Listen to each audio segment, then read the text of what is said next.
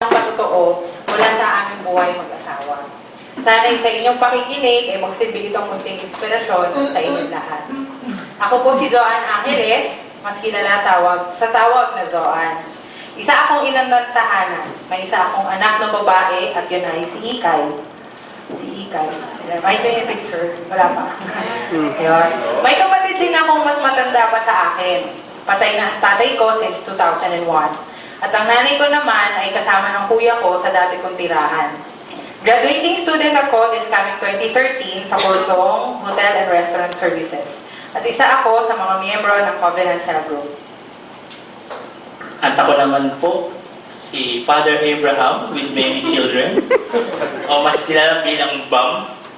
Ang mabait na asawa ni Johan. Yan, ito yun. Gaya ni Pep, mabait din ako. Isang ama, ngunit hindi sa isa. Kaya many children. Ako ay isang ama sa 3 kong mga bata. Medyo magulo pa, no? Ang panganay kong si AJ, si Igay, at ang bunso kong si TJ. Malamang kayo ay naguluhan sa akin. Yan, si AJ. Panganay niya. Oo. At si TJ. Si TJ, yung bunso ko.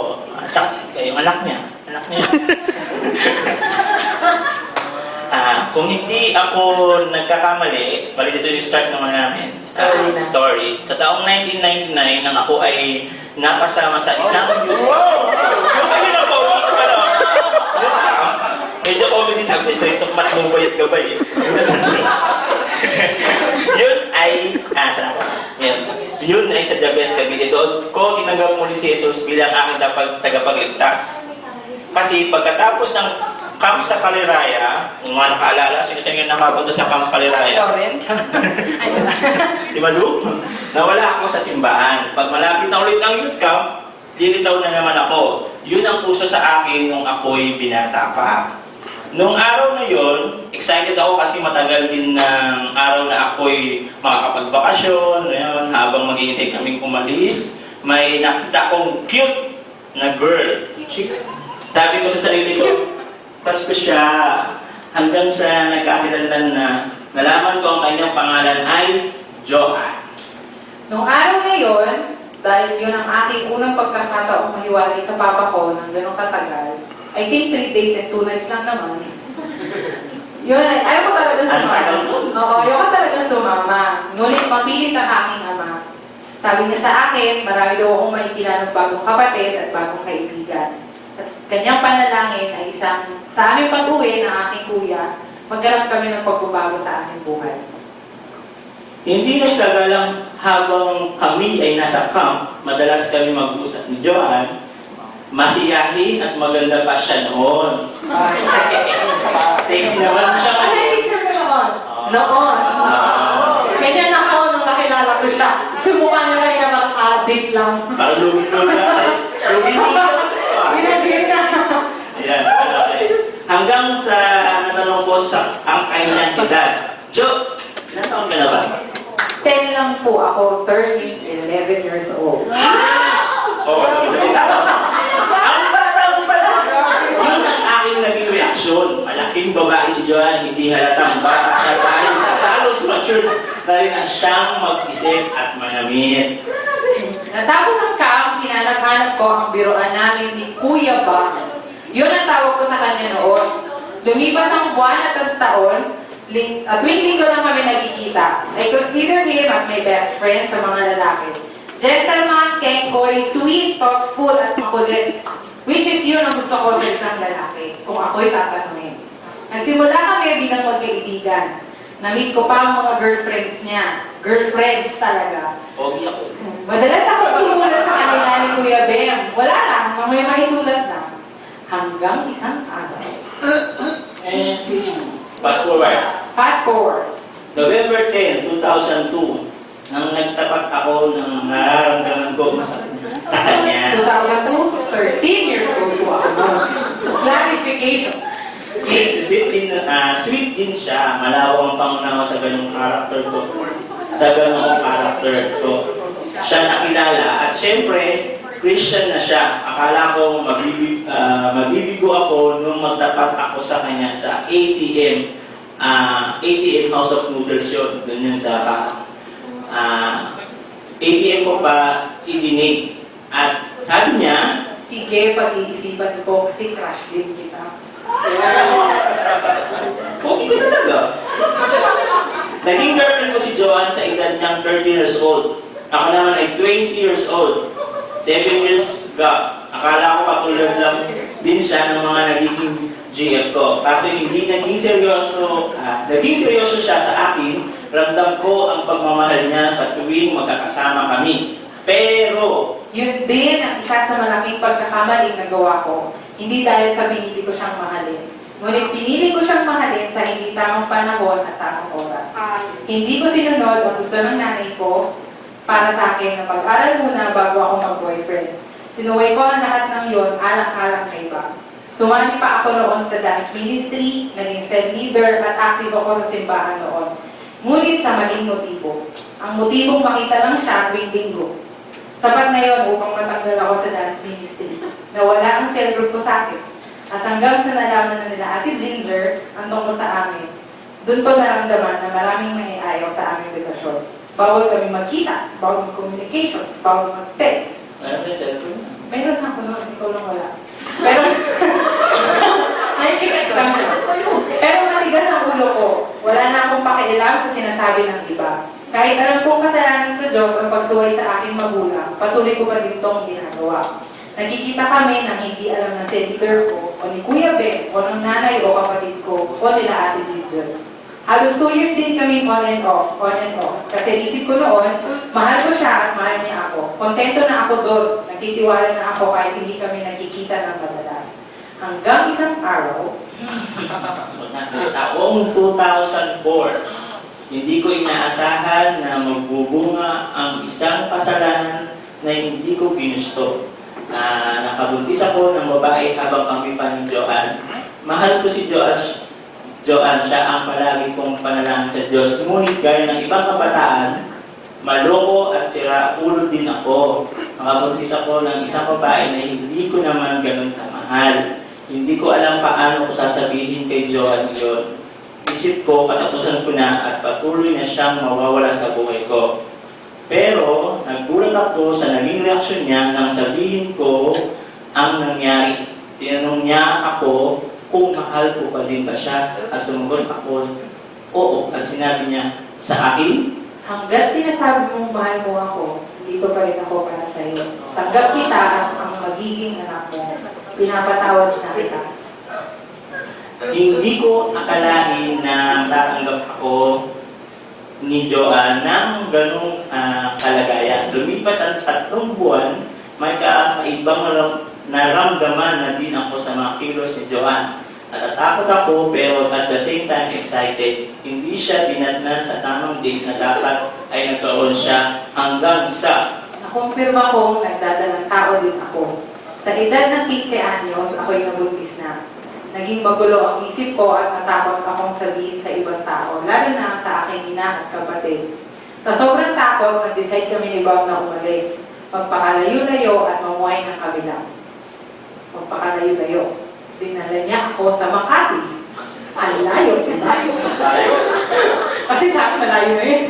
Mga isang linggo din ako doon sa kanila. Naramdaman ko kung paano niya ako alagaan. Hindi ko man lang inisip ang nararamdaman ng aking ina kung paano niya ako hinahanap. Basta ang alam ko at ang laman ng utak ko ay si Abraham lang. Hindi rin nagtagal, natuntun din ako ng isa ko pang kuya. Tumayo siyang ama sa akin nung nawala ang aking ama. Kaya yata mabilis niya akong nahanap. Sinundo ako ni Kuya Ben sa Makati. Hindi ako nakapalag at sumama ako sa kanya pauwi. Hindi ko agad na amin sa kanila na buntis ako, dala na din ang takot at makalipas ng ilang araw, nalaman din nila ang katotohanan. Humingi ng mga payo ang aking ina sa miyembro ng simbahan, kay Ate Nina, nakasalukuyang youth pastor noon, kay Kuya Bem at sa iba pa niyang mga kaibigan. Hindi kami nakasalibang dahil ako'y minor de edad pa lamang. Pilit pa din kami pinaghihiwalay ni Bob ng panahon, ng tadhana at ng oras, at ng mga taong nakapaligid sa amin. Sa kabila noon, naramdaman ko pa din ang pagkalinga at pagtanggap ng aking ina sa akin.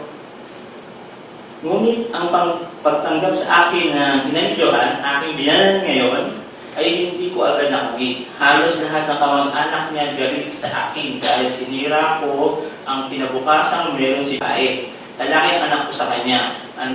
Andun ako nung sinilang ang panganay ko. Hanggang sa noong si Joan na ang mga anak, wala ako sa tabi niya. Gustuhin ko man na pumunta ay hindi maaari dahil wala akong pera maibibigay sa kanyang ina. Lumipas ang 2 linggo bago ko nakita ang aking mag-ina. Nag-usap kami ni Joan na lagi ka pa din sinasabi sa kanya na siya ang mahal ko. Ngunit patuloy pa din kaming hinahadlangan ng kanyang pamilya at ang ibang tao. Bawal pa rin magkita sa ibang lugar, bawal ang text, etc. Lumipas pa ulit ang buwan, 2007. Nakahanap ako ng trabaho, naging isang gwardiya. Gwardiya ako, ngunit hindi dito sa Manila. Na-assign ako sa Baguio City. Doon ako na destino. Kailangan ko matrabaho para sa 2 kong anak, kaya hindi ako nakatanggi. Hindi ako nakapagpaalam kay Joan ng maayos sa sobrang gulo ng isip ko at nasasabik ako sa anak kong lalaki. Pinasama ko sila sa Baguio doon. Doon kami nag-stay kasama ang ina ng aking panganay. Isip ko noon, hindi kami pwedeng maging kami ni Joan dahil nga ayaw niya sa akin ng kanyang pamilya. Sinubukan kong magmahal ng iba at ibaling ang sa ina ng panganay ko ang pagmamahal ko para kay Joan. Noong una, naging masaya ko kasi kasama ko din ang isa sa mga anak ko. Pero naisip ko pa din na magiging ang mag-ina ko na iwan ko sa Rizal, doon sila sa Mono, kung saan si Joan nakatira. Nang magkahiwalay kami ni Bam, nasaktan ako ng sobra. Hindi ko alam ang gagawin ko noong mga panahon yun. Lagi ko sinasabi sa sarili ko na siya ang buhay ko at wala ng iba. Naisip ko din magpakamatay, ngunit natakot din ako. Doon ko natutunang manalangin muli. Humingi ng tawad sa aming nagawang kasalanan at hindi ito naging madali para sa akin.